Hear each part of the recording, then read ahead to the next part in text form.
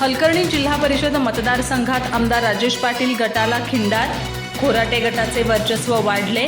चंदगड आणि गडिंग्लज तालुक्यात विकासाच्या मुद्द्यावर राजकीय समीकरणं बदलली. गडिंग्लज तालुक्यातील हलकर्णी जिल्हा परिषद मतदारसंघात मोठी राजकीय उलथापालथ झाली आहे. आमदार राजेश पाटील यांच्या गटाने त्यांची साथ सोडत थेट मानसिंग खोराटे यांचं नेतृत्व स्वीकारलंय.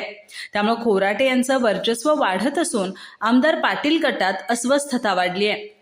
चंदगड मतदारसंघात 1600 कोटी रुपयांचा विकास केवळ कागदावर दाखवला आहे असा आरोप कार्यकर्त्यांनी आमदार पाटील यांच्यावर केलाय.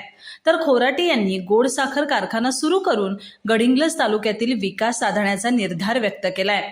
खोराटे यांना पाठिंबा देणाऱ्यांमध्ये कडलगेचे उपसरपंच आनंदराव जाधव, आरळगुंडी विकास संस्थेच्या चेअरमन सुनीता सनदी, नांगनूरच्या सरपंच सुप्रिया कांबळे, सदस्य माधुरी कासारकर, कृष्णा तोडकर, शिवानंद मुरबोळे, प्रतीक कोळी, एणेचवंडीचे सरपंच दीपाली कांबळे, उपसरपंच जयश्री भोसले, तसंच सदस्य रवींद्र कुऱ्हाडे, मीनाक्षी झळके, सूर्यकांत मिरजे आदींसह अन्य कार्यकर्त्यांचा समावेश आहे.